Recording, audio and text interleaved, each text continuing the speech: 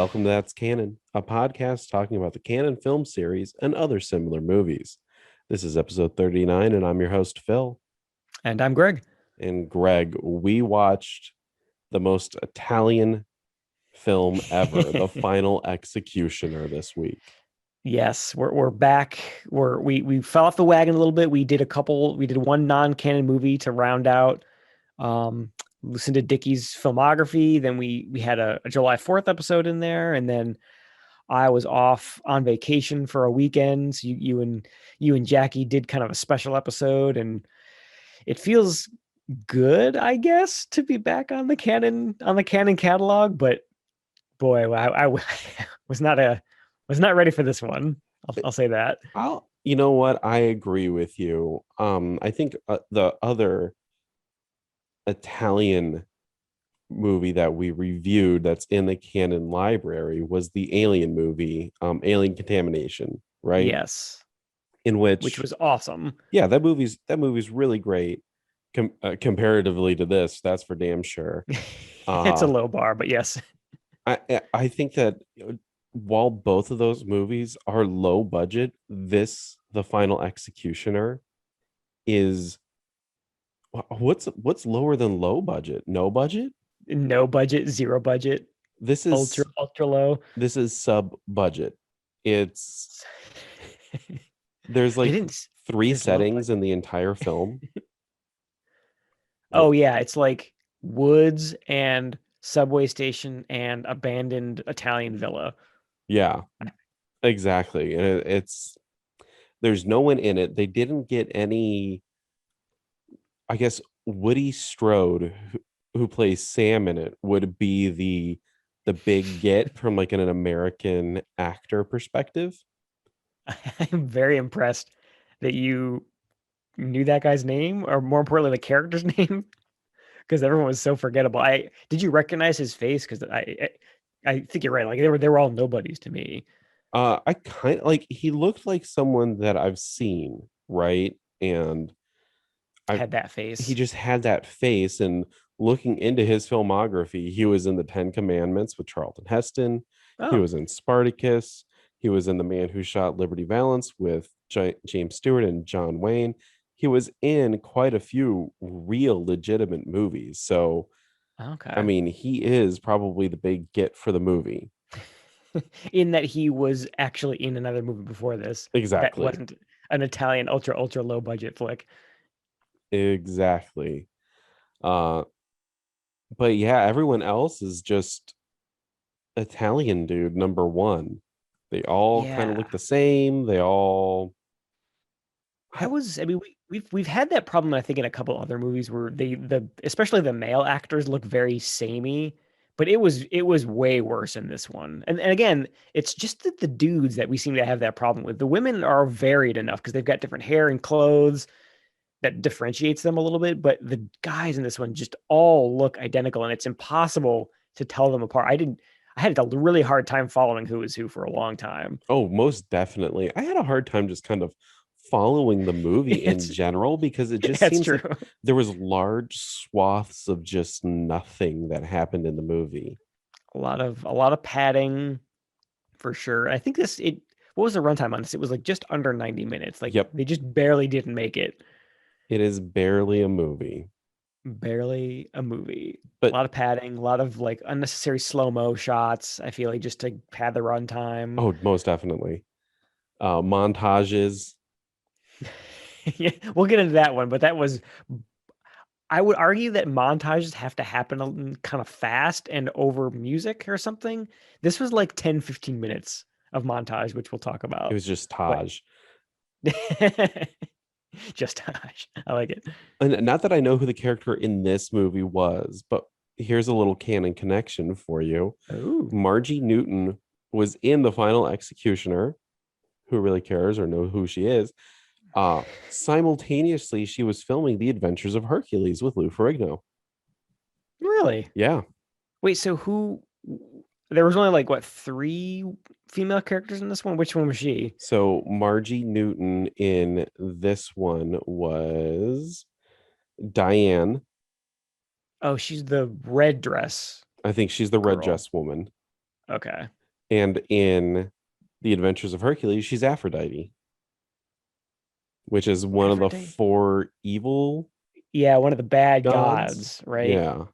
That were scheming against Hercules. Wow, I'm amazed I remember anything from that Hercules movie. Oh man, I just remember the awesome The power of the science. power of science and then laser dinosaurs and stuff like that at the end. Oh yeah. Look at that Boy, canon connection right there. who'd have thought that we'd be pining for Hercules nonsense coming compared to this one? I have I, there's a lot I would have taken over this movie. And you know what? As the movie starts, I was kind of excited for it because it shows this rubble, destruction of Mm. society because of nuclear weapons and stuff. And Yeah, they we get some of those like stock footage of nuclear bombs going off, and I think a couple like volcano eruptions were thrown in there too, just general disaster footage, which was kind yeah. of cool. And they're talking about how, like, in the destruction of the old world, they they pretty much set up the entire story right here, right? People moved Yes. underground, and in order to clean the surface world, they essentially set up r- roaming groups of marauders to kill people. To kill because they talk about how like all the rich people could afford to go into shelters, so they're uncontaminated, but all the people who were too poor to get shelter, they're all like, yeah, contaminated with radiation or some disease or something, so they've got to like purge all the contaminated people to restore humanity or something like that. Yeah, so they've got like these roaming bands of hunters, I think they call them, or Yeah, executioners. I don't know if they actually use the word executioner in this movie called Final Executioner, but I guess that's what they are. they do execute a lot of people. And even Yes, they do. the beginning of the film, as it opens up and you see people walking down, long corridors, and they actually do invest in a set. If there was a set in this film, it's in the very Yeah. beginning where all these people look extremely terrified and you're not really quite sure what's going on. And they get loaded into an old Metal detectors. subway car, right? Yeah. It looked like an abandoned, say, like a subway station. I assume in Italy somewhere. Yeah, old Italian abandoned subway systems. And I it's think kind of, oh, go ahead.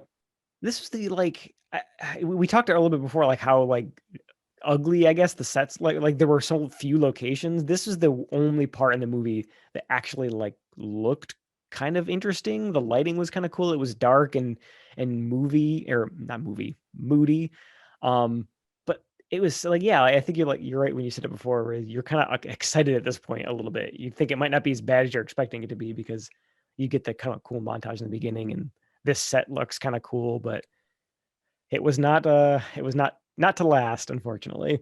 You can go back and say movie. It was the only part of the movie that looked Like like a a movie. movie, That's right? true. As the people exit the abandoned subway cars, and it takes 10 minutes for that entire setup. When we say that things take a long time in this movie, we're not kidding. Like, Yeah. things do not move at a brisk pace in The Final Executioner.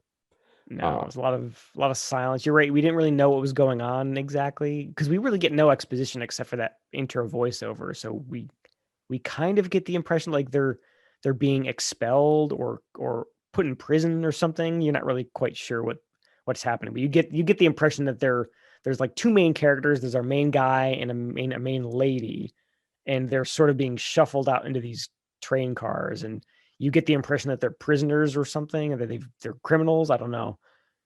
and then as we go to the surface world, we follow a homeless man for what seems like 2 3 minutes, just aimlessly walking around as the road warrior shows up. I mean, these characters look like they're dressing up, cosplaying as Mad Max, Oh my right? god, They're we wearing we got metal. It's got like the like, leather and stuff like that. I don't and it's know. all studded. Yeah, Yeah, like that. We got to talk about that costume. It looks like a gimp suit, it does. honestly, because it's got that like flat it's tight on his face. This like black mask, and it's all black otherwise, but it's got like metal studs in the belt. It looks like a gimp suit. It's what the stupidest looking thing ever. what I don't get is that this executioner, he shows up and he has, he's in this all black leather outfit and he's shooting at the homeless man, killing him, and he's Hmm. not wearing his mask. And then as soon as he's done killing the person, he puts the mask on. I was just kind of like, isn't that like part of the mystique, the whole like get up, the whole garb there? But I guess not. Yeah, I guess that would have been kind of cool if it was sort of a masked executioner that you don't really know who it is until later on. Yeah, that could have been that would have been a little bit more interesting, I guess. But I guess it's just a motorcycle helmet then. yeah, it's just a motorcycle helmet because immediately as he kills this random homeless person that we have no idea who he is, he gets on his motorcycle and he starts traveling through the desert. We're not given like an exact location of where we're at in the world, but it's definitely somewhere in Italy. Yeah, I you could only assume, right? I actually had a question here. It's like, where did they film this? Because there's a lot of like the where you see the kind of the scavenger guy like running around trying to find food, and there's like a really huge abandoned warehouse that he's kind of like rummaging around in, and then yeah, and then it's like straight sandy desert. Like I assume Italy, but I didn't realize that. I mean, I don't know why I didn't realize this, but I wouldn't have thought that there would be that kind of varied terrain in Italy. I guess southern Italy is maybe more deserty. Yeah, that does make a good point there. Like what where exactly is this? I wouldn't have expected Italy to have deserts either, but Yeah, I I guess guess they did shoot a lot of like westerns and stuff there. true. Yeah, they do. So all that desert that we're not thinking of, but I guess they made good use out of it. I mean, we're no geography majors. Uh We ain't no geography. We ain't no Italy experts. exactly. As the mysterious writer travels through the Italian desert scape, another guy dressed up as a Mad Max character gets on his walkie-talkie and he dispatches that he's like, essentially he's like, I see someone driving a motorcycle, and they're like, go down there and do something about it. uh Scout to base, scout to base. i I would expect all these people to be on the same team because they're all wearing very similar outfits, you know. Yeah, because he had that same, like you said, the same sort of same sort of like Mad Max gimp suit on. I thought they were like on the same team. Like he was spotting a guy from his team. Oh, he's like coming back and he's coming back to home base. But as we find out, it's like a rival gang of hunters or something. It seems like it, even though spoilers for later on in the movie, they all seem to be somewhat working together for some reason. Yeah. But yeah, these hunters, they they stop the guy who killed the hobo and they start razzing him.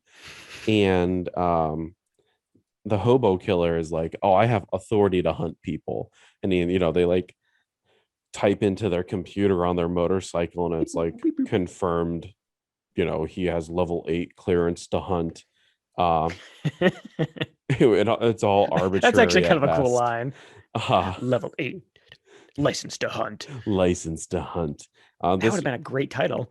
That would have been better than the final executioner. Yeah. But the other marauders don't really appreciate this. So they start to attempt to attack, but the hobo killer starts shooting them with guns that are on his motorcycle. Woo! Thus, Motorcycle cannons. in starts the slowest, most unexciting motorcycle chase in cinema history. It really is slow too. There's that one part where I think he's right like riding side by side with one of the guys attacking him, and he kicks him into some bushes, Yeah, but he doesn't fall over, and then they just turn around and go back the way they came. exactly. It seems like they have it blocked off that area. They're like, Yeah, we only have that's this 10 feet to shoot in. You guys just got to kind of turn around and around and around. because there's like a McDonald's on the other side, like behind the camera, so that they can't pan that far behind that way. Exactly. um Unbeknownst to the motorcycle drivers, more Mad Max type characters show up and they start observing them from a distance. And the motorcycle drivers are just constantly just going through abandoned work mills, and it you can tell that this it's even ramped up a little bit because they're not moving that fast, and like the smoke is moving faster than what it normally would be, right?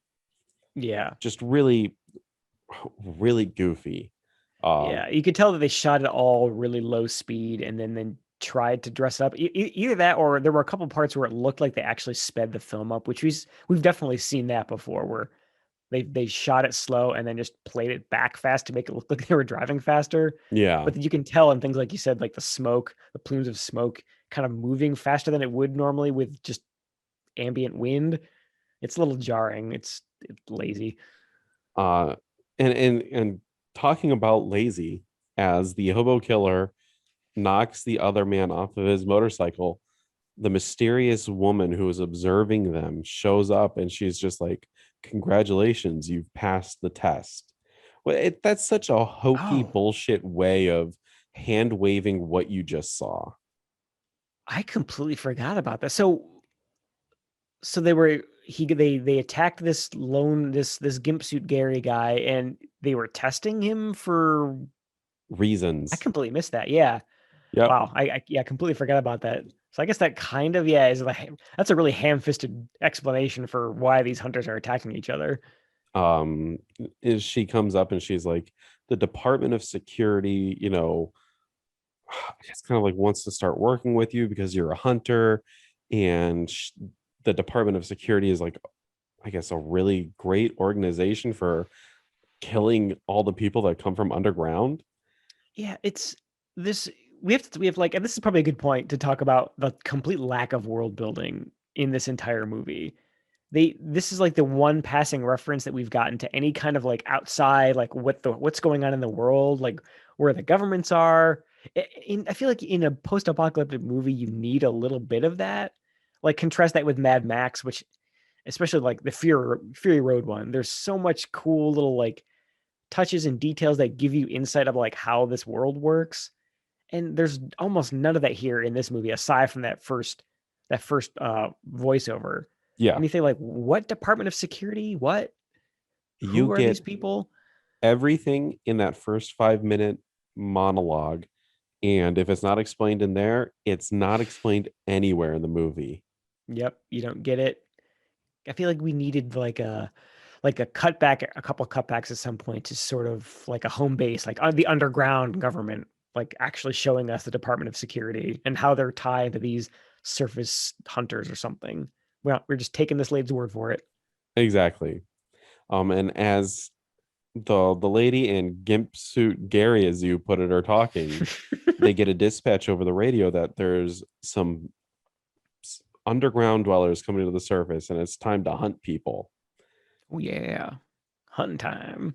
We get introduced to more no name characters, all again dressed up as Mad Max type, goons, all in black, all in leather.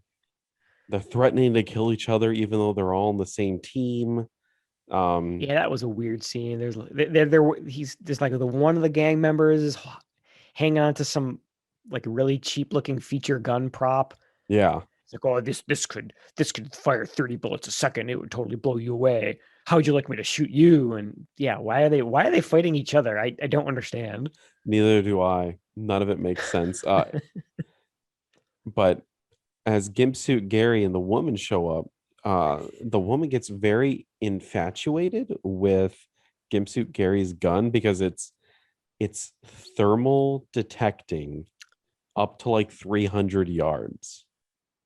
Oh wow, I didn't even I remember there was some techno babble about why it's not, because it's like an old fashioned bolt action rifle, but it's got some fancy scope on it. Yeah. I forgot about that. Yeah. Uh, so they make a deal that in the ensuing hunt that's about to happen, whoever kills the most people gets to keep the gun, because that's a plot right there, right? Well, but why would he give his gun up like that? Is Yeah, is is she like some authority figure that she can just do that and put his gun up for prize? I don't no understand. This idea. this guy like Gimsu Gary seems more like an autonomous sort of I hunt alone, kind of like a lone guy who doesn't really answer to anyone, but he just kind of takes orders from this lady. Yeah, maybe he's really into authoritative figures. um That's he's in the gimp suit. He He's looking for that dom. exactly. He is Gimp Suit Gary. And he just kind of accepts it. And then thus ensues a 10-minute scene of these band of marauders just executing people left and Yeah. right. It's so odd. It's calling it action scene would be not quite right because it really is like you said. It's just this hodgepodge of Mad Max style gang members just sitting on a hill, picking off people as they run across. It's like they're like up on a gravel hill and there's like a quarry or something underneath them, and they're just picking off people as they run out of cover through the quarry. And it's just shot after shot of people getting shot, but it's like it's that weird PG-13 violence where there's no blood whatsoever, no squibs, and it's all in slow motion. So you see people like jumping and flying and screaming, but it's it's way more boring than I'm probably describing it. It's yeah, it was just it felt like padding, honestly, like padding action. It was really lame. Because we don't know who these people are, because we don't know where Oh they yeah. come from, we don't know their plight. So we just see Gimp Suit Gary and the gang just murdering people. Gary And and the Gimp Gang. I make no exaggerations. The scene goes on for like 10 minutes until we get Yeah. reunited with the main guy and woman from the very beginning. Uh and they Oh start yeah, talking about yeah. how they're getting hunted and how people are after them.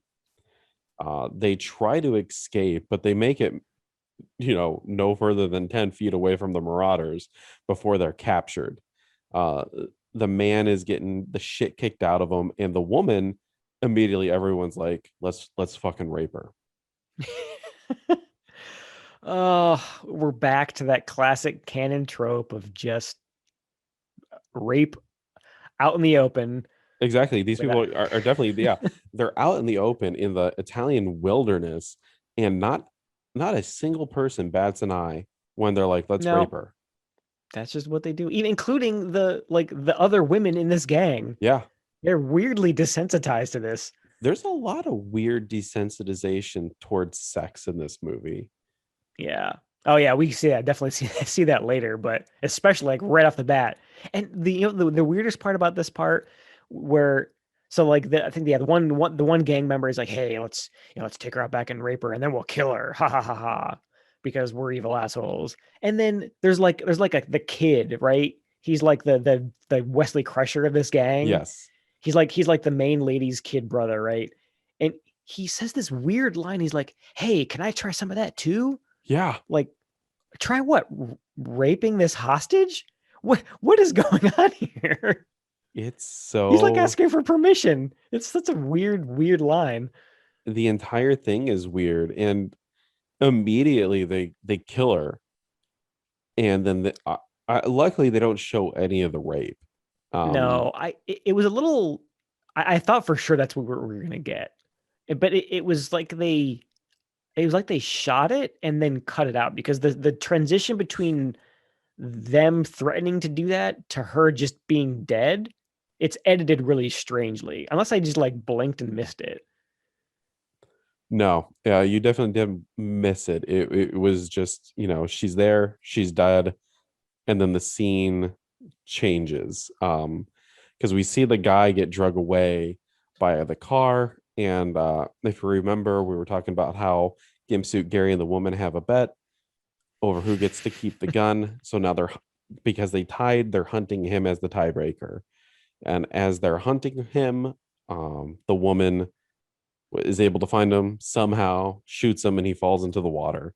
Uh, We have to talk about that shot because he's like the main guy that he runs into the trees to try and escape, and I guess she used that fancy scope to spot him. Like he's up in a tree, like way high up, and she shoots him, and then we cut to him falling like way from a huge height into a lake, but yeah, that lake was nowhere near those trees. nowhere. It was it was really jarring. It's like that one bullet like blast him 30 feet backwards into the lake they just came from? And he gets shot, and he was like, oh. Ah! That's really powerful. No wonder they all want that gun. It's launching dudes. It's and the gimp suit Gary, he had like his katana out and he gets upset and he like sheaths it really, harshly. Oh. Yeah, what were you expecting, dude? To go against from like a fancy future sniper rifle with a really cheap looking sword? You really think you're gonna win that, dude? It's yeah. But hey, you know what? This is where we finally get to meet Sam, Yay, Sam. the one Best character in the American movie. actor that's in this film. Takes 30 minutes to get into before he appears, and he is such a right asshole. I love it. We're inside his compound of sorts, and he opens up a perfectly sealed can of food, and inside is just worms, and he gets upset and he's like, "Oh, damn it, worms again." I should have known better. I don't think that would have happened. That means that No, the can isn't sealed. yeah, or they sealed. Well, yeah. I don't think that's possible unless they sealed in the maggots before they sealed it. Makes no Yeah. sense. But yeah, he gets upset, and then he goes over and he wakes up the other dude. Oh, we need to come up with a name for this other dude because he's actually one of the main characters. Main dude. Main dude. So Sam wakes Because up. I don't know his name.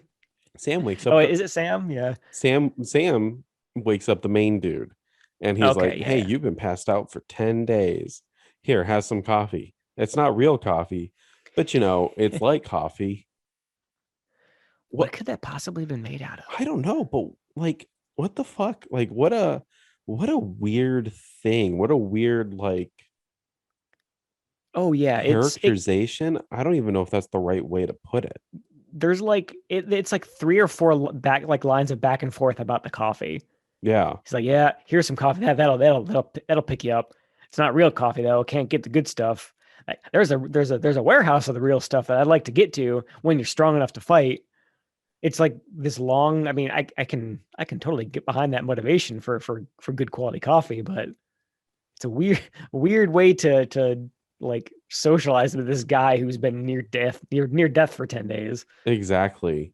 Um, and Sam immediately he's like, "Hey, you're getting better.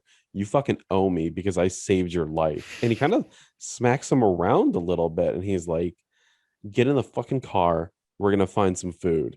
And Sam and the main dude drive out back to the Italian quarry where the giant Italian massacre quarry. happened, and they watch a helicopter drop a shipping container full of canned foods.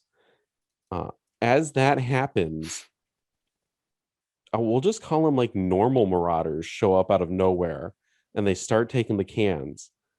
And then biker marauders show up and a fight ensues.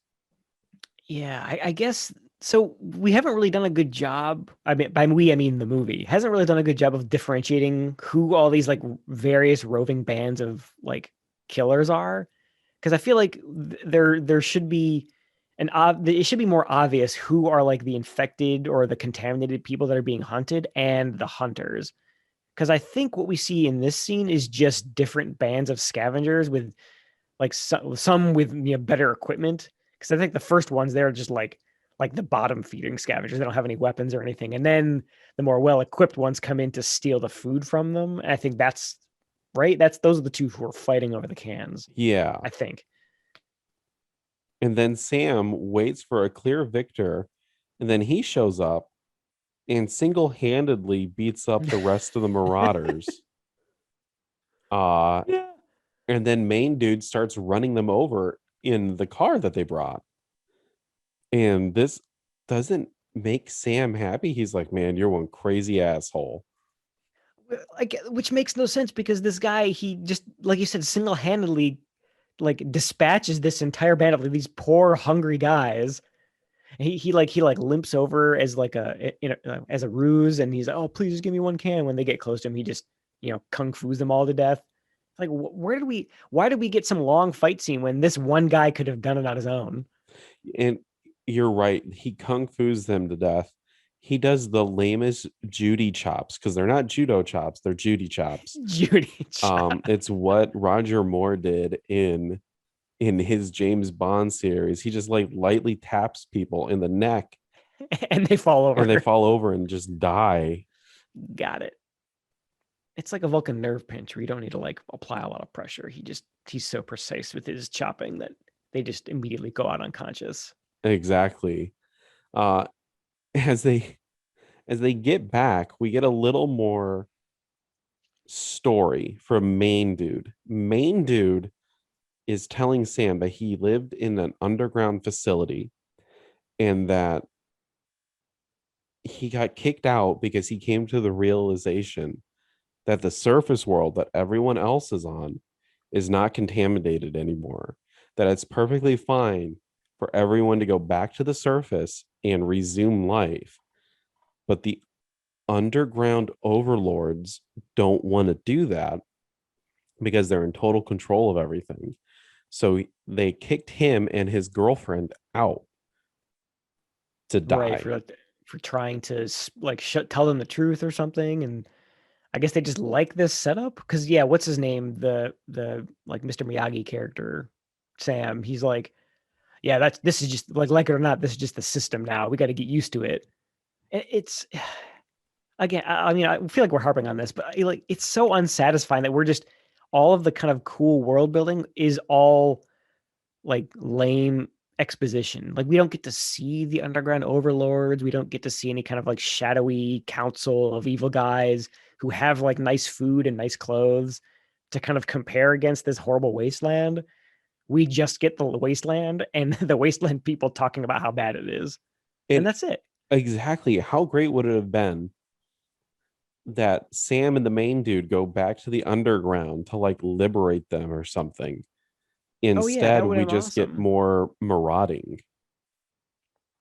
Yeah, it's all kind of this. It's all very samey. So you get so again. Like, we're getting desensitized to all this like lame, horrible shit that's going on because we don't get any comparison to like how well the underground leaders, the underground elite are living. Like we don't have enough motivation to get angry and want the system to get taken down because we haven't seen it. So Exactly. we've got nothing to compare to. And when I'm watching this, I'm just like, if this isn't the end of the movie, what's happening? I really don't give a shit what we're seeing right now. His motivation for getting kicked out and wanting revenge is pointless. He should want revenge for them raping and killing his supposed girlfriend. But Which I think is instead, eventually like that eventually becomes the motivation or like it's really unclear, especially like later in the movie. But I always assume that's the only thing that he's thinking about now is because his lady got killed. it becomes a motivation. I don't know if it's ultimately the motivation, right? It's true. I think they come We to don't really know. the conclusion that they can't do anything with the underground people, so they're just like, fuck it, let's just kill those people then. Yeah, they hurt me. They hurt my lady. Gonna make them It dead now. and this is when we come up to montage because Yes, Sam the and montage. Main Dude are done talking about the underground and they want to get revenge on the Marauders since they can't get revenge on the underground people. We come up to the montage in which Sam gives Main Dude 3 lessons. Your head must always be in command of your body at all times. If you want it, you have to salvage it yourself. And lesson 3: only move when you're sure. So Main Dude, So such random lessons. yes. Uh, so Main Dude goes through his, I guess, Hercules trials and tribulations here, where he runs through sandbags, crawls through tube, low Not even crawl. just a tube with like razor wire in it. When is he ever going to come up against that? And you know what? When I was watching this, I was like, it would be cool if the end of the movie, he has to kind of do stuff like this. Yes. Yes, exactly. Like that's I said Mr. Miyagi earlier because this whole thing reminded me of like the Karate Kid training thing where what's his name? What is the kid's name in Karate Kid? Danielson. Danielson, yes. He's like, he doesn't understand why he's doing all these training exercises, like, oh, you're just getting me to paint your house and wax your car. and you don't realize why it's useful. But then later, he's like, he goes to try and fight with him, and he hit those same movements. Like, oh, I get it now. Like the waxing movements are blocking. Like it all comes full circle, and you realize why the training was useful because you see him doing the same things later to good effect. You needed that here too. Like him jumping through fire and climbing through, climbing underneath barbed wire fences. That never happens later. So all this training is useless. Exactly. And there is Makes no sense. a lot of training. I think it's like another 10-minute scene where we're watching main dude and Sam kind of just constantly go through these motions. Sam is jumping through fire because at one point Sam throws like a magnum right behind the fire pit, and he's like, main Oh dude, go get yeah. the magnum if you want it. And instead of walking around the fire, which is totally doable, he does jump right through it. And I'm just like, what the fuck are we, why is he doing this? This is like, it's not training. It's like it's verging into like torture territory. This is some like really serious exercise. Like Sam is prepared to kill this guy to train him.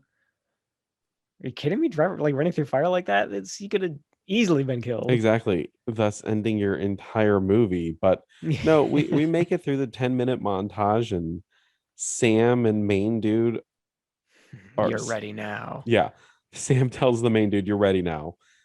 Main dude wakes up from a nap, and he's left with the magnum in one single bullet and a note from Sam that says, before these times I was a lawman, and all I have left is this magnum and one bullet.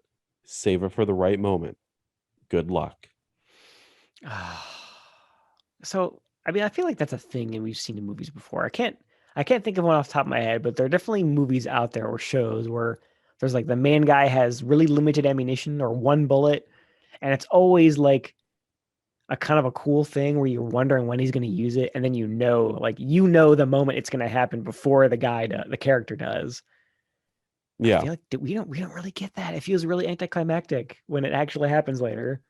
That one bullet. it's It's so disappointing. you could say that for this entire film. That's Um, true. Nothing really surprising here. because we're at the hour mark right now, and I think we've kind of had three stages of the movie. We had the beginning, the first 10 minutes, and then we had Gimp Suit Gary's adventure of marauding, killing, and Raping. eventual gimping of main dude's wife, girlfriend. Wife, girlfriend, partner, I And guess. then Yep. we had the training of main dude and Sam. And now we're at this point where Sam is ready to attack the main bad guys. So now Which he I again, like, why is he doing this? Why is he attacking these marauders? Like, shouldn't he be trying to get back underground to like spread the truth about the lack of contamination on the surface? exactly. Why is he bothering? I I don't know. Um Like a lazy revenge plot is the only thing that kind of makes sense, but he doesn't really talk about his wife. He doesn't like get angry. He doesn't talk to Sam about it, how pissed off he is and wants to get back at him. Yeah, but whatever. The movie's got to happen, so that's what he does. a movie has to happen. This movie shouldn't have happened. No, Um no, it shouldn't have. Should have died in that fire. as main dude gets to the compound of the marauders, we see the young Wesley Crusher kid. He's hooked up to some kind of machine. And is it reading his thoughts? Okay, I'm glad you asked about that because at first I thought it was like a training exercise where they were showing him video of like a horrible because I think it's video of the the wife girlfriend character getting assaulted, Yeah, it is. which that's why I'm assuming that they actually shot that scene and then just cut it. But we see him watching that. And it's like on a TV screen with the thing on. I thought it was like they were showing it to him and they were measuring his responses, like they were testing him to make sure he was like he could handle that. But I think you're right. I think like that's they're reading his thoughts. He's just fantasizing about the horrible sexual assault that he just committed earlier. What a what a weird thing to bring into the movie. And it's like it's for nothing, right? Yeah, I mean, they just like cut that with what's his name kind of getting into the compound, and it goes nowhere. exactly. It goes absolutely nowhere. It's not like they set up that he's some kind of I almost said psychologist. He's some kind of now I can only think of the word psychologist. They It's ne- like a psychic or a something, psychic. They or never brought up that he had oh my god, Professor X type powers, telekinetic. telekinetic or something like that, right? Yeah. So to have this in there is really weird. But Yeah, that's meanwhile, the oh god, yeah. No, what you suggest is the only thing I can think of, that it was just they were just reading his, like they were trying to see his thoughts and see if he's ready to be a full gang member. Like I think he's just like the trainee, and I guess that's the closest thing that I can come up with. yeah. Meanwhile, main dude is outside the compound dispatching people, and the main guard is realizing that something's going wrong because other people aren't checking in. And then the goons inside are being all goony. As you It's do, it's really weird. gooning around. So the main girl, the main bad girl, and some goon realize that there's another guy. He's coming driving up to the compound, and it's like on a video conference thing too. And he's like, "I need you to come out here." And they're like, "Why?" And he's like, "I got to show you something, but you can't see it in the video." And Oh yeah. you're kind of like, It's "Okay, like the it's like the security footage, right, of the gate, and he's like radioing in. yeah." So the two go out there to talk to the guy in the Jeep. And I had no idea what the fuck I was looking at in this scene. I thought he was growing like ant Oh limbs or yeah. something like that, but it turns out that it's like a shiv. I thought he was mutating Yeah. because of the post-apocalyptic future. He mutated some metal horns out of his chest, It because doesn't it was look like like, metal to me. no, it was like brown. It almost looked like wood, Yeah. but it wasn't just like one long stick. It was it was like, if you can imagine, like a tuning fork with some cross beams in there, but in between. It's really hard to describe the shape of this thing, but it does not look like a conventional stabbing implement. It's just this random brown twigs like sticking out of his chest, and yeah, you think it's like, you realize that it's him having been stabbed with some weird thing, but it's really hard to determine that at first. What's really weird is why is the guy in the Jeep telling them to come outside to take a look at this? Why wouldn't he say on the video conference, like, hey, I've been stabbed by someone?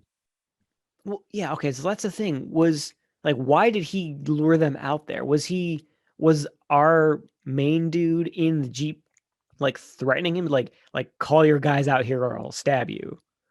Is that what was going on? I would assume so, but they never show that and it's never implied. No. Yeah, you like don't know why he would call the guys out there. Like, you think he'd be like, "Oh, over my dead body, you're not gonna get away with this." And no, he just does it, and then he gets stabbed anyway. Yep.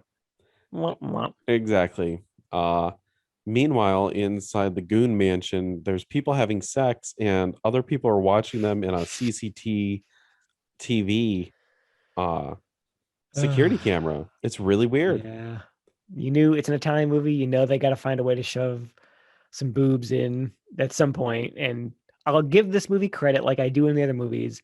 They didn't use rape as an excuse to put nudity in the movie. If this, as weird as it was at least consensual between the two characters. Exactly. Um, I guess the lady peeping on them, that wasn't consensual. So it's still weird, but it could have been way worse. it could have been way worse. But the goons are soon realizing that there's something wrong and that people are being killed and murdered by the main dude. So they start going out on the offensive. But it doesn't really help them. They even release dogs at one point, but the main dude quickly kills the dogs. Which, oh god, I hate that so much. Like, there's the part where after they find the dead guy in the Jeep, it's so weird. Like, they don't immediately search the grounds. There's actually a line. This was like the runner up for the quote of the week this week. But the main lady says something like, "We'll do a full search of the grounds in the morning, and we'll just let the dogs out for now." Like, Yeah. if you've got an intruder, why would you not immediately try to find him and just let him, instead of letting him like roam around at night and hoping that the dogs will do it? But of course, the dogs don't. I mean, we get these horrible scenes of our main dude murdering two guard dogs. Ugh, Yep, dog murder. Uh, hallmark of a great film. Main dude doesn't really care that he just fucking killed some dogs. I guess neither should we as the audience because it's just now like a sea of blobs. Like there's just Italian actors walking around in the dark. They go, "Hey, what was that? I don't know. What is that?" And then main dude just kills them. Right? Like that's just like the I like next like 10 to 15 minutes. this is another part where it really, the fact that all of the male actors look identical makes this really confusing. Like you don't know who is chasing whom because they're all like, right, like Italian guys with curly brown hair, and they all look identical, and you don't know who's who. I had a hard time picking out like, wait, was that the main character? Because you don't know like who, you don't know who has the upper hand. Yeah, But yeah, just exactly. blobs killing blobs. Blobs killing blobs. 100%. And like the main evil woman doesn't seem to really care. She's like taking a nap at one point. Um, but eventually when I guess there's too much going on, the main woman and Gimp Suit Gary go on the offensive. And now it's daytime and they're running through the Italian hillside again. And Gimp Suit Gary or main dude all of a sudden has like a flamethrower. Oh yeah, like it was. We get a quick shot of him picking it up out of. It was just like sitting there in the bushes. Like, did someone stash that there for him, or did is it just a naturally occurring flamethrower that Naturally he happened occurring. It's that he just plucked from loot. the flamethrower vine? It's just loot that he picked up randomly. Loot from the last group of people that they executed out there. Um, Nice loot. but yeah, so they're hunting him and get or main dude is like, okay, like I know that the scope on the gun is based off of thermal detection. So he like starts setting stuff on fire, which fucks with the scope.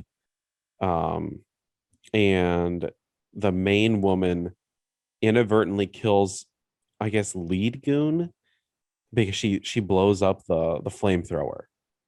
So was that guy that she killed with inadvertently with the flamethrower? Like, that wasn't Gimpsuit Gary, right? That was No, one of the other nameless it goons. was just like more important nameless goon.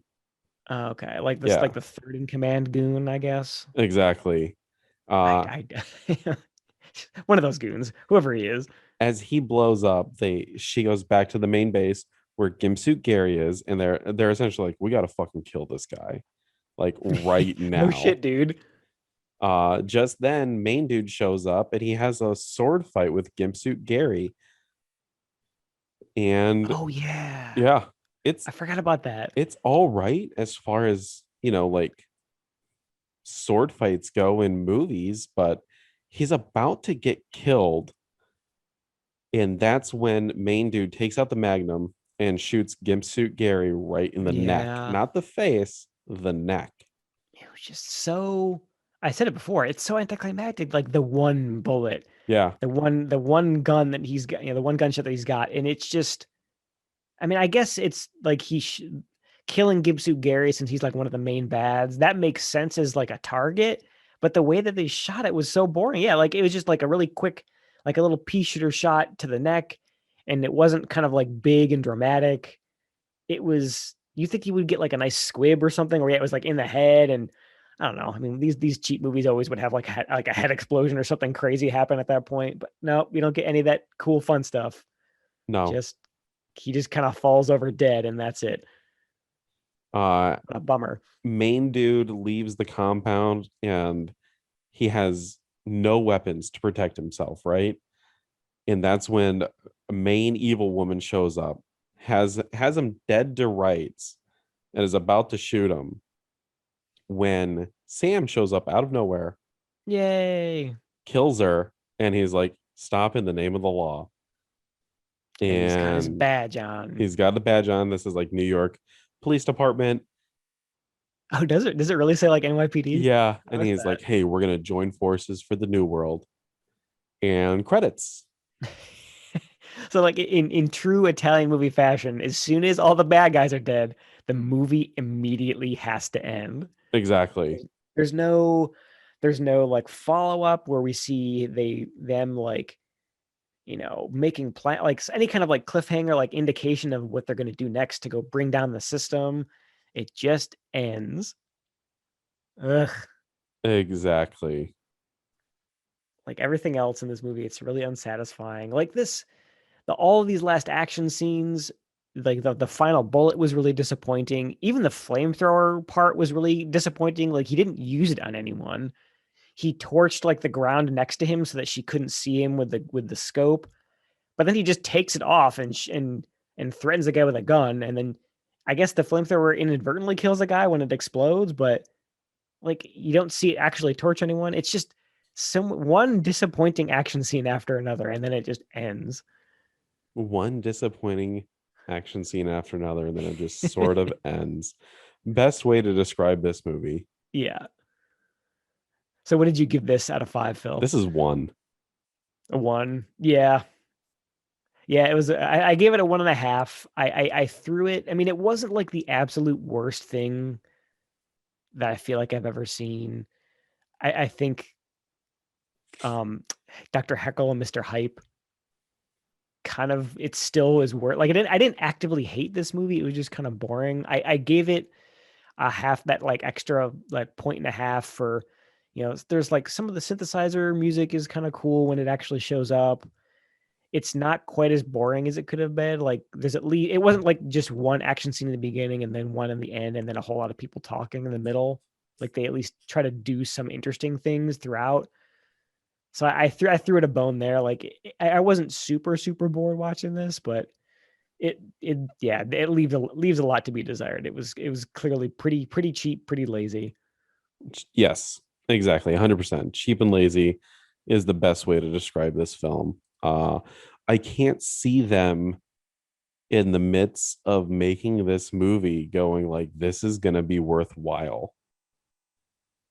Yeah, it's I guess just like I mean I guess when did so this is obviously aping off of like Mad Max.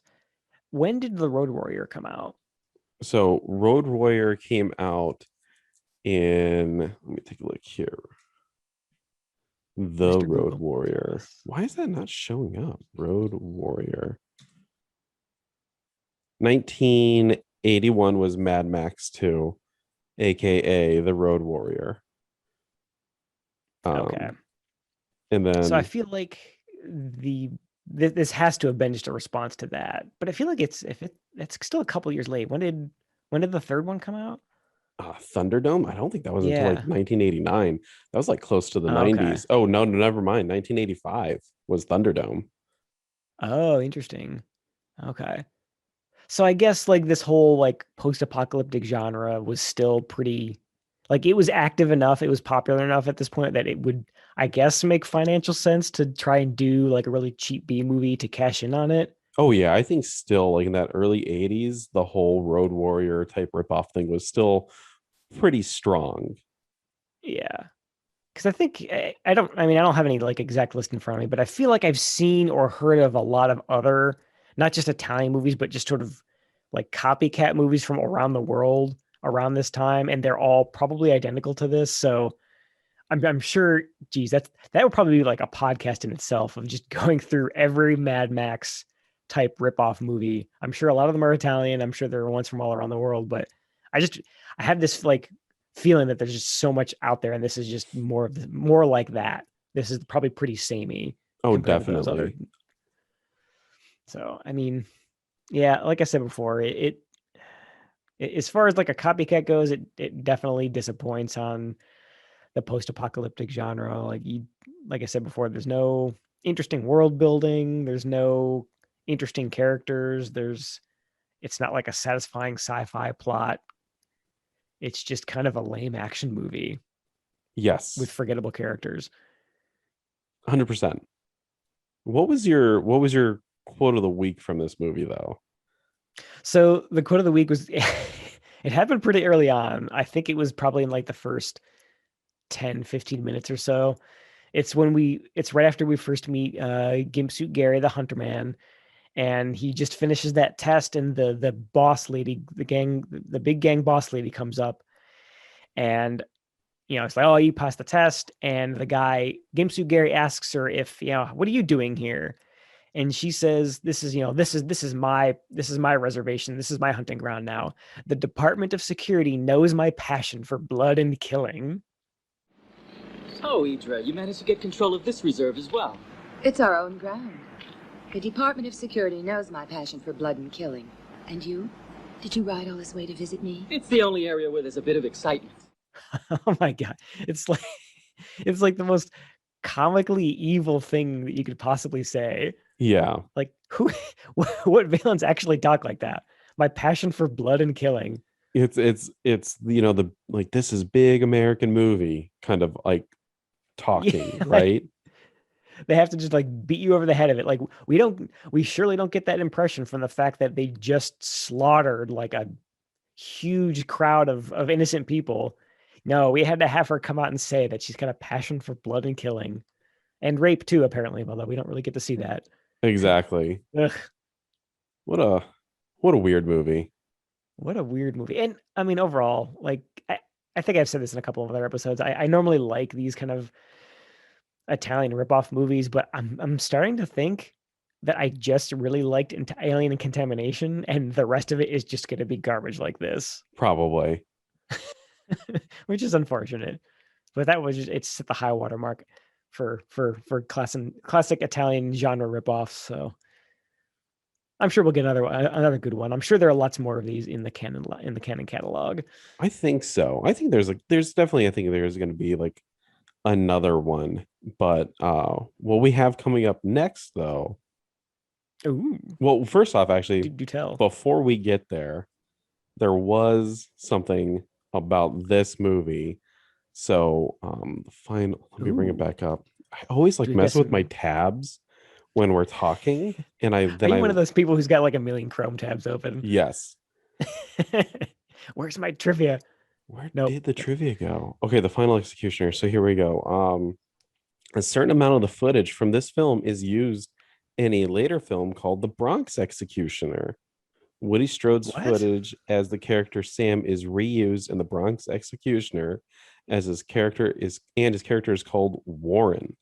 The Bronx Executioner is a Italian cyborg film set in a post-apocalyptic Bronx. Warring Of course. races of evil androids and humanoids battle each other for supremacy. Interesting. And you said it was like a shot of Sam killing It was like the scenes of someone? Sam they reused. Interesting. So I can only imagine it's the same. They probably shot it in the same place, like whatever those abandoned warehouses that you saw in this one. Yeah. Geez, now you got me wondering, like, how much of the footage did they reuse? Because there's, especially in the middle of it, there's quite a bit of stuff with Sam. Interesting. Or maybe it's just like cutaways of him firing the guns, or like the fire in the training montage. It's probably just the most generic. You could probably see it coming from a mile away, right? Like this scene doesn't quite match up with the ones that we just saw, and it doesn't fit. I like the idea of like it not even being a character we've seen before. That's what I'm thinking. Like maybe it could be a cutaway of like it's a scene of like a huge crowd of people, like a huge army of guys fighting each other, and it's just like a quick like 1 second cutaway shot to Sam firing a gun, and then you never see it again. It's just like some nameless character. Exactly. That's so lazy, just reusing the same footage. Ugh. I think that's what Italian, like early Italian cinema is, though. Like, how can we reuse this footage we just shot in a Just genre, different yeah. film? I guess they're really pinching the penny there. But I feel that's why I'm really wondering how much they could have possibly used. Because at what point does it become like a cost savings to use it? I feel like they probably spent more money like sifting through the bin of footage just to get like a half-second scene or whatever they used. If I didn't know that this movie you're talking about was also a big pile of steaming trash, I almost would want to watch it just to see what parts they stole. But But I could but I see know I that. would regret it. Yeah, but then yeah, you're gonna be like, man, I wasted a lot of time. What am I doing with my life? I could be watching good Cheap. movies right now, or at least different movies. Different. I could actually be following the canon film library instead of branching off to this huge piece, huge piece of garbage. Ugh. Yeah. Well, talking about the Canon Film Library, Yes. What do we we're got up gonna next? keep going down that list there. And I guess, when I think of the Canon Film Library, it's definitely a lot of schlocky stuff, which I was kind of Mhm. surprised when I saw the next one that's coming up, and it's called The Ambassador. It's a 1984 American thriller film starring Robert Thriller. Mitchum and Rock Hudson. And this is the Those last names. theatrical release starring Rock Hudson before his death in October 1985. What else has he been in? That name sounds really familiar. Rock Hudson was very popular throughout film. A lot of women liked him because he was very handsome. He was Kind of like a in hunky dude yeah, back in the 60s or something. and but I guess it was the his personal life that a lot of people were fascinated with, because despite the fact that he was a hunky dude, he was kind of a career bachelor, and a lot of people thought that he Ah, was gay. Um, which I guess back then was probably not great for your career. no, it definitely wasn't great for your career being in the 50s and being 50s, yeah, homosexual, okay. right? So There he was must have been pretty old then by the time this one came out. he was 59 when he died in 1985. So yeah, he was up there in the years. Um, Robert Mitchum, he's definitely one of those I've seen that guy in things kind of actor. Mm, He had a long career as well. His filmography spans, decades worth of stuff. Let me cool. see here who if I Just can like kind of character actor roles, I'm assuming. If yeah, you mention, yeah, like a that guy his face. his filmography is so extensive that in Wikipedia it breaks it up by decade. Um, Wow. he was in Yeah, it's big when they do like, yeah, they either break it up by decade or it's like a selected filmography. exactly. He was in Scrooged. We'll say that. Cool. One of his later films, he was Bill Murray's boss in it. In the 80s, he had tons and tons of movies, a lot of westerns, El Dorado, The Way West, The Sundowners. This guy was in so much. You have definitely seen him in things. Robert So Rich. Oh yeah. I did so I just looked him up. Yeah, he definitely is. You're right. I would not have been able to pick this guy out, like, identify his name, but he definitely has that face. I mean, he's kind of like an interesting looking guy, so I can see him playing a lot of like, boss characters, or I can see him playing cops or something like that. definitely, yeah. Cool. So I guess you said it's a thriller. So I'm thinking along the lines of, is it going to be like a 10 to midnight, The Naked Face, Let like that kind me of thing, like a crime thriller, you think? let me get you the tagline of Ooh. it, right? An American ambassador to Israel tries to bring peace to the Middle East conflict through unconventional methods, but his efforts are hampered at every turn and his personal life threatened. Hmm. So I'm imagining some kind of like, secret, backdoor diplomacy, some, intrigue, some espionage. Hopefully It's it's more shit. What was the I'm blanking on his name. He was James Bond. It's the movie that we Roger saw. Moore. Roger Moore. Naked, yeah, The Naked Face, right? Hopefully it's more like The Naked Face. I Yeah. the ending for that one was kind of a limp noodle, but the movie was pretty good overall. I remember, geez, I'm blanking on. It was like he was like a psychiatrist in that one, right? Yes. And they were like suspected him of murdering people. Yep. Yep.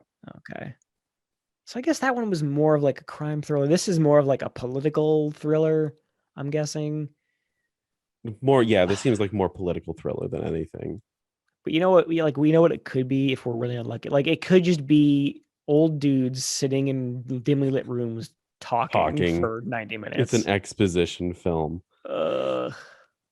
It could go, yeah, it could go one of two ways. It could be, like you said, schlocky nonsense where there's like secret spy killings and poisoning drinks and backdoor backstabbing diplomacy, or it could be what I just said. It could just be cheap to produce, old guys sitting at tables in dimly lit rooms talking at us for 90 minutes about the Middle East process. Hey, did you see that guy from the Middle East? Yeah, we should do something. All right, let's There talk needs to about be it. peace there. Yeah, there should be peace there. Boy, that Middle East, what a crazy place that is for 90 minutes. But don't worry, because the one after this is missing in action too. So we're gonna get right back to it. So we got one more serious movie to go through, and then we're gonna be back into watching some great canon crap. That was the first Chuck Norris one, right? Yeah. Oh yes. Okay, that will tide me over. We'll give geez, I already forgot the name of it. What is it? This next The one Ambassador. called? The Ambassador. Yes, we'll give The Ambassador a fair shake. It could be somewhat interesting, like 10 to Midnight or Naked Face, or it could be a pile of garbage. But knowing that we've got some quality Chuck Norris action on its heels is that'll keep us motivated. Definitely.